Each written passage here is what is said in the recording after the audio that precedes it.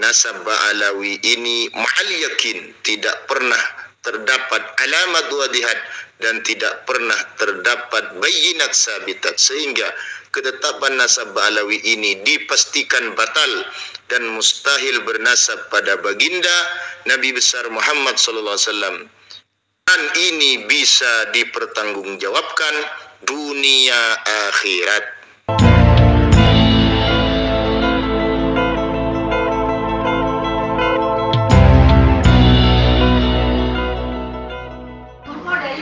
Assalamualaikum warahmatullahi wabarakatuh. Mau tanya Pak Kiai, bagaimana kesimpulan konkretnya tentang nasab Ba'alawi melalui analisa kajian ilmu nasab yang bisa dipertanggungjawabkan dunia akhirat?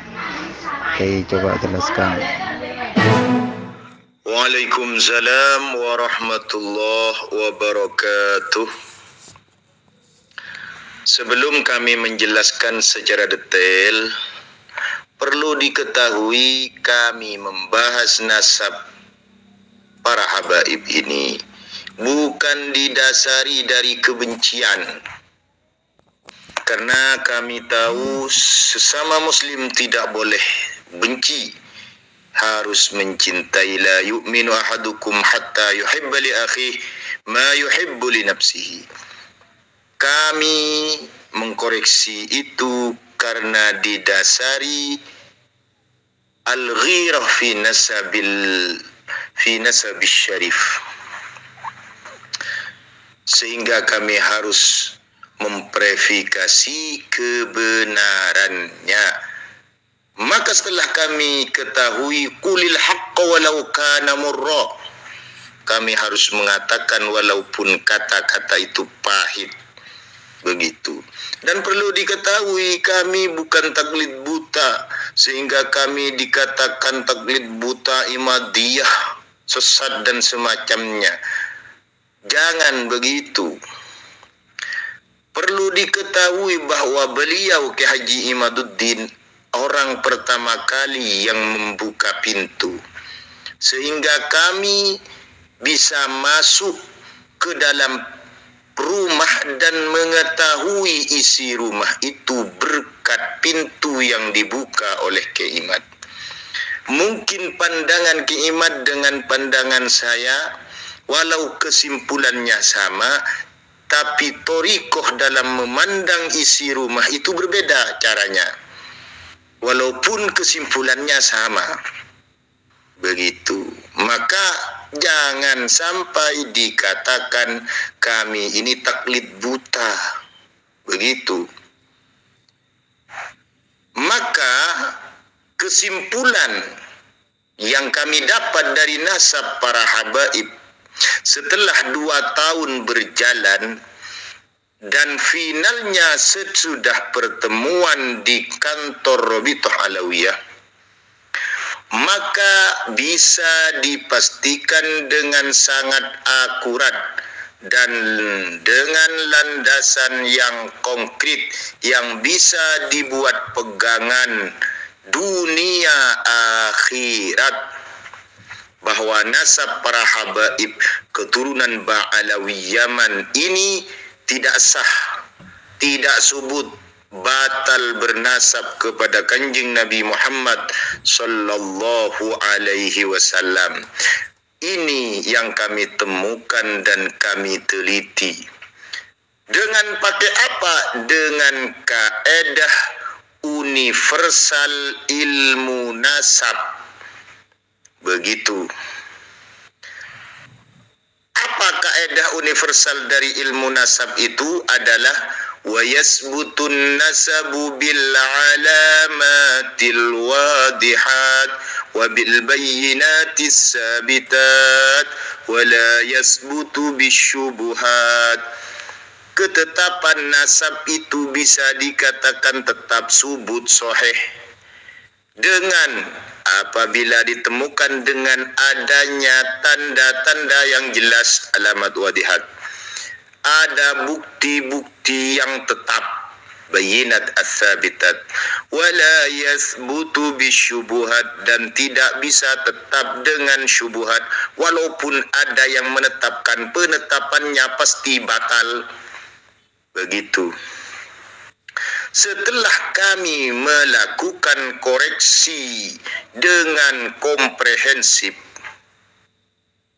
melalui pemetaan sumber yang dapat dijadikan validitas dasar nasab Ba'alawi, para habaib ini mulai dari Ubaidillah yang dicantolkan kepada Sayyid Ahmad Al-Abah An-Nafad, Alawi bin Ubaidillah, Muhammad bin Alawi bin Ubaidillah, Alawi bin Muhammad bin Alawi bin Ubaidillah, Ali Khaliq Qasam bin Alawi bin Muhammad bin Alawi bin Ubaidillah, Muhammad sahibul Mirbad bin Ali bin Alawi bin Muhammad bin Alawi bin Ubaidillah.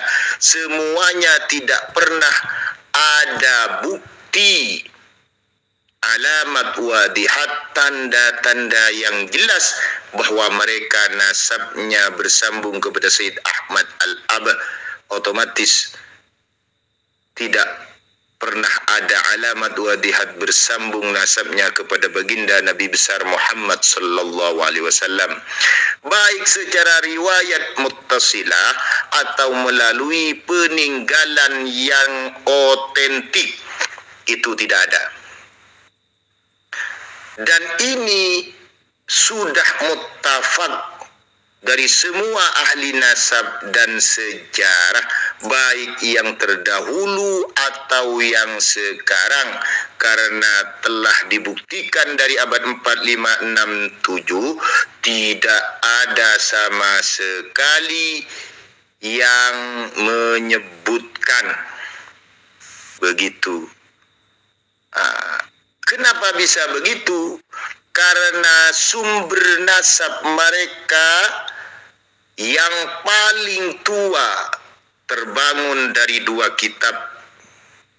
Yang pertama Al-Burqatul Musyiqah, dan yang kedua Al-Jauharus Safaf. Sedangkan rujukan dua kitab ini, Al-Burqatul Musyiqah, Al-Jauharus Safaf sebagai pendukung, yang dijadikan rujukan sumbernya adalah Tarikhul Janadi dan Talkhisil Awaji. Talkhisil Awajinya katanya terbakar. Kalau kata Qaidah Nasab, kalau data itu hilang atau terbakar berarti memang tidak ada. Yang ada Tarikhul Janadi yang bernama As-Suluk fi Tabaqatil Ulama wal Muluk. Nah, mari kita bahas, karena sumber tertua yang dijadikan referensi oleh Ba'alawi ini kalau pakai Ubaidillah, ya kitabnya kitab Al-Burqatul Musyiqah dan Al-Jauharus Safaf. Kalau pakai Abdullah, sumbernya adalah As-Suluk fi Tabaqatil Ulama wal Muluk.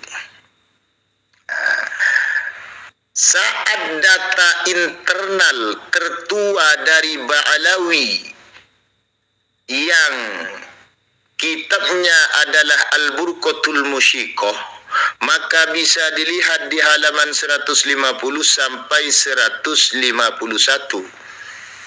Siapakah kakek mereka? Diceritakan kakek mereka adalah Ubaid. Lalu oleh Sahibul Burqah Al-Musyiqah, Syekh Ali As-Sakran ini dipaham Ubaid ini adalah Abdullah. Dengan apa? Dengan cara menyangka dengan pakai takwil pahaman dia bahwa Abdullah ini mentaswir namanya adalah Ubaidillah. Dikatakan mentaswir namanya, padahal dia mengatakan mangkulan min tarikhil janadi. Yang menjadi sumber referensi rujukan mereka adalah At-Tarikhul Janadi. Ternyata di kitab At-Tarikhul Janadi itu tidak pernah menyebutkan bahwa Abdullah adalah nama lain dari Ubaidillah. Juga tidak pernah disebutkan bahwa Jadid punya saudara yang namanya Alwi. Begitu. Terus lalu data yang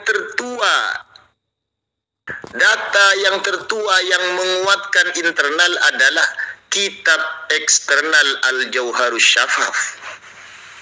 Lah, Al-Jauharus Syafaf ini ternyata penguatnya bukan kitab Nasabah. Bahkan ini kitab khobar. Setiap kitab khobar harus ada sumber referensi yang menjadi rujukan. Ternyata tidak ada. Bahkan kitab ini penuh teka-teki karena belum ditahqiq, dan manuskripnya yang ada di kami baru sekitar 150 tahun kurang lebihnya, begitu. 200 tahun kurang lebih. Bukan di abad 8 berarti, atau bukan di abad 9. Nah, kalau pakai kitab 2 itu sebagai referensi, maka akan terjadi dhanniyud dilala alal maksud, karena tidak sesuai dengan mangkulnya, dengan referensi yang menjadi rujukan. Karena di sana Ubaidillah hanya melalui pahaman, walladzi yadhharu indi minal fahmi. Terus terjadi mukhalafah lil usul karena tidak sesuai dengan mangkulnya, yaitu Tarikhul Janadi. Terus terjadi al-adraj, memasukkan data palsu. Kenapa? Karena al-adraj ini bisa dilihat di Muqaddimat fi halaman 66. Menambah nama, menambah titik, menambah huruf, tidak sesuai dengan referensi yang menjadi rujukan, yaitu as-suluk fi tabaqatil ulama wal muluk, sehingga oleh ulama dikatakan manhulun nasab, nasab yang palsu, yang tidak bisa diisbat oleh nasabah. Jika terjadi pengisbatan, maka pengisbatan tersebut dianggap tidak sah karena terdapat al-adraj yang termasuk manhulun nasab. Bisa diecek di kaedah-kaedah ilmu nasab.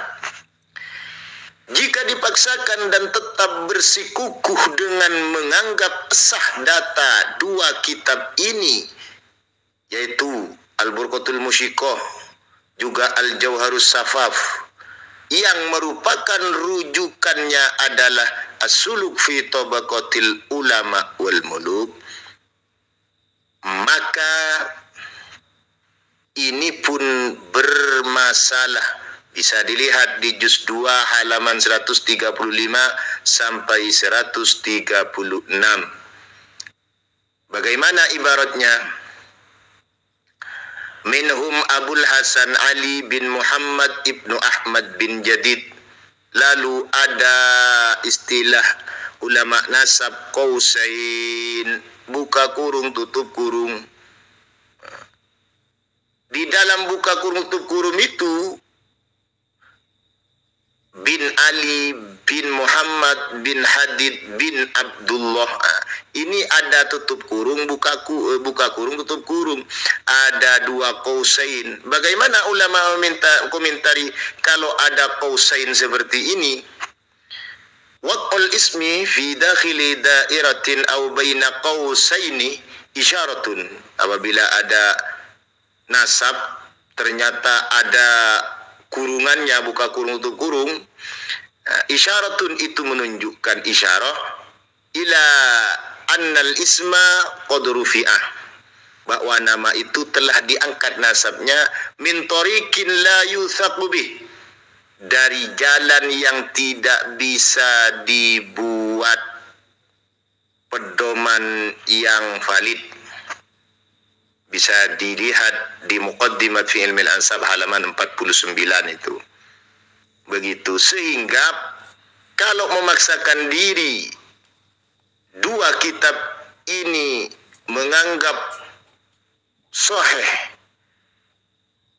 yang jadi rujukan, yaitu As-Suluk fi Tabaqatil Ulama wal Muluk. Jangankan dua kitab ini, As-Suluk fi Tabaqatil Ulama wal Muluknya pun terbanyak masalahnya, terdapat banyak masalah, di antaranya la yusaqu bih, juga di antaranya madhannul wad'i wal kadhibi. Di antara tempat-tempat yang terindikasi palsu dan dusta di dalam nasab fil ansab, madhannul wad'i wal kadhibi fil ansab, itu di antaranya kutubul mu'arrikhin alladzina la dirayata laha min ilmin nasab. Kitab-kitabnya ahli sejarah yang mana ahli sejarahnya itu bukan nasabah. Itu terindikasi palsu dan dusta, kecuali tarikh itu, sejarah itu mempunyai sumber yang valid. Ternyata Tarikhul Janadi ini sumbernya banyak yang valid, hanya saja dalam nasabnya Balawi ini tidak ada sumbernya. Sumbernya majhul. Katanya dari masyayikh top. Setelah dicari tidak ada, sumbernya tidak ada memang. Sehingga di sana diadakan buka kurung tutup kurung, sehingga la yusaqu bih. Berarti nasabnya Ba'alawi ini menggunakan kitab internal dan eksternal yang Ubaidillah bernasab kepada Ahmad al-Ab. Ini masalahnya besar. Ditolak oleh ahli nasab karena salah satunya terdapat adraj, memasukkan data yang tidak sesuai, garis miring palsu. Juga rujukannya ternyata tidak kuat juga, terjadi la yusaqu bih, terjadi madhannul wad'i wal kadhibi, karena setelah diteliti sumbernya, masadir dan marajiknya tidak ditemukan, majhul, maka bukan madhannul wad'i wal kadhibi fil ansab lagi, tapi dalailul wad'i wal kadhibi fil ansab nanti. Begitu. Terus kalau memakai bayinat tadi, kalau memakai alamat wadihat sudah tidak ada, Ba'alawi itu gagal. Kalau bayinat sabitat, juga mereka para habaib tidak punya bukti itu. Bukti-bukti yang tetap itu tidak ada.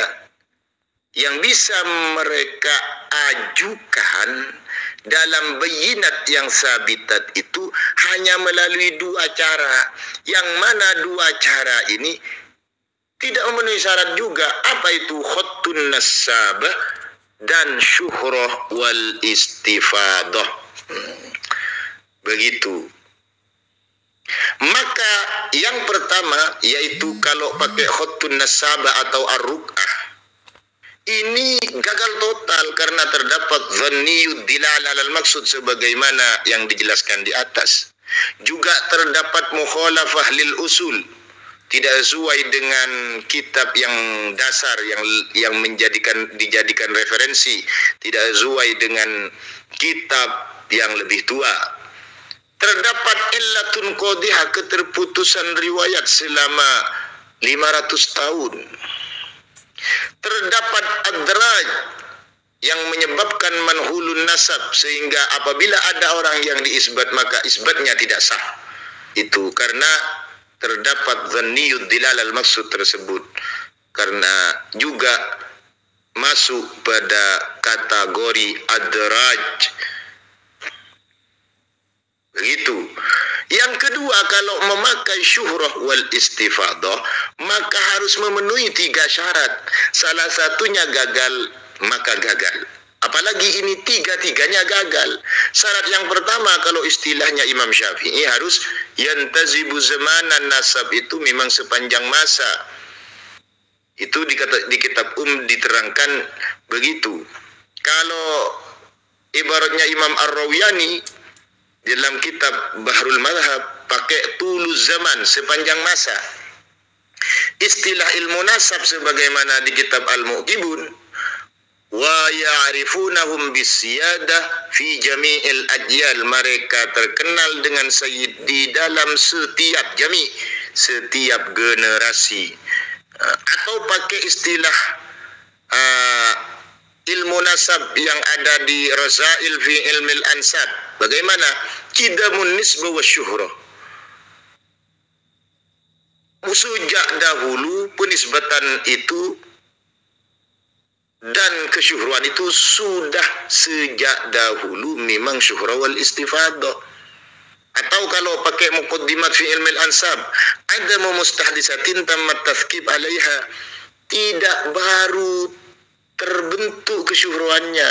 Ternyata setelah diteliti Bahlawi ini kesyuhruannya di abad berapa? Di abad 10-an ke bawah. Ke atasnya tidak syuhrah sama sekali, tidak terkenal dengan sayyid, tidak pernah ada datanya begitu. Sehingga syarat pertama ini gagal begitu. Dua, istilahnya Imam Syafi'i harus wala yasma'u dafi'an. Dia tidak mendengar ada orang yang menolak. Itu istilahnya Imam Syafi'i. Kalau istilahnya Imam Ar-Rayani ada muddafi, tidak ada orang yang menolak. Kita lihat di saat dipublikasikan nasab mereka sebagai sayyid di abad 12, maka ternyata ada yang menolak. Siapa? Bisa dilihat di Al-Istizadah min Akhbari Sadah halaman 1093. Ada ulama sekaligus penguasa Hijaz yang bernama Asy-Syarif Aunur Rafiq. Beliau dikatakan bahwa beliau itu muhibban lil ilmi wal ulama di tarikh Mekah, dan juga dikatakan mutadallian fi aktsaril ulum. Orang ulama juga penguasa, dan bukan sendirian, didukung oleh Ahmad bin Isa An-Najdi, juga didukung oleh Abu Syu'ib Ad-Dukkali, juga didukung oleh Ibrahim Al-Uskubi. Ini ternyata ada dafiknya. Karena itu syarat kedua pun tidak memenuhi syarat dalam syuhrah wal istifadah, karena ada dafik sehingga harus mendatangkan bukti bayinat, mendatangkan bayinat yang lain. Khutun nasabnya gagal, syuhrahnya gagal. Oh, berarti harus ada alamat wadihat, tambah ada lagi. Begitu. Kalau istilah kaidah ilmu nasab, ini ilmu fikih yang tadi saya jerangkan. Kalau istilah kaidah ilmu nasab, dafi itu bisa berupa ma yu'ariduhu, yang terindikasi dhanniyud dilala alal maksud. Tidak mungkin bisa mempertahankan pakai syuhrah wal istifadah karena sudah dhanniyud dilala alal maksud sebagaimana yang saya terangkan di atas. Yang terdapat al-adraj ditetap pun itu tidak dianggap penetapan itu karena terdapat al-adraj manhulun nasab. Begitu. Syarat yang ketiga syuhrah wal istifadah itu, kalau istilahnya Imam Syafi'i, walam yurah dilalatan yurtabu biha, tidak dilihat tanda-tanda diragukan kesyuhruannya. Kalau Imam Ar-Rawiyani adamur ribah atau raibah, tidak ada keraguan sama. Kalau istilah ilmu nasab, terdapat illatun qadihah, jelas itu keterputusan riwayat selama di abad 4 sampai 9 selama 500 tahun, dan itu keterputusan riwayat itu tidak bisa dibuktikan oleh mereka. Bisa dicek.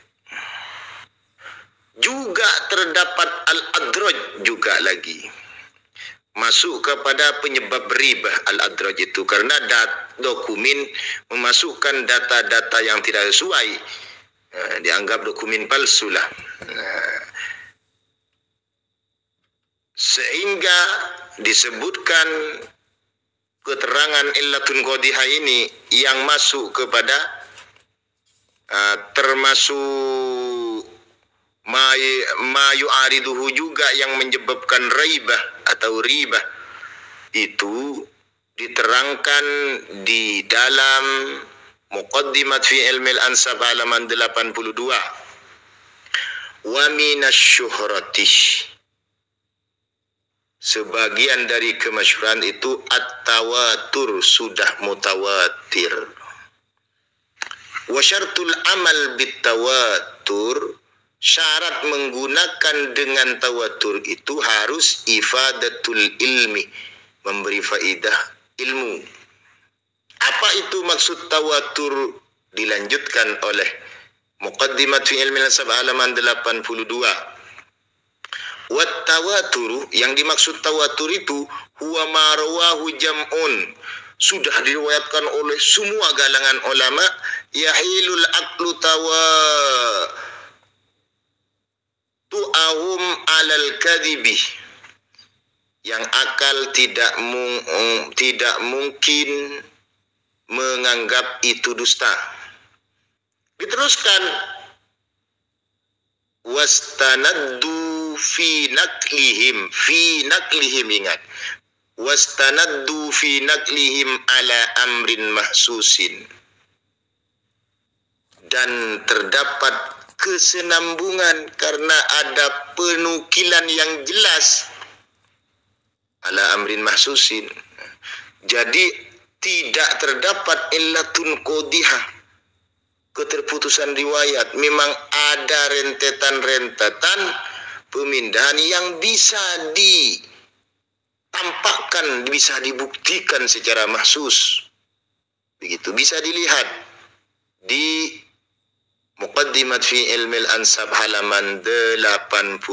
Kesimpulannya, nasab Ba'alawi ini ma'al yakin tidak pernah terdapat alamat wadihat dan tidak pernah terdapat bayyinat sabitat, sehingga ketetapan nasab Ba'alawi ini dipastikan batal dan mustahil bernasab pada baginda Nabi besar Muhammad sallallahu alaihi wasallam, dan ini bisa dipertanggungjawabkan dunia akhirat.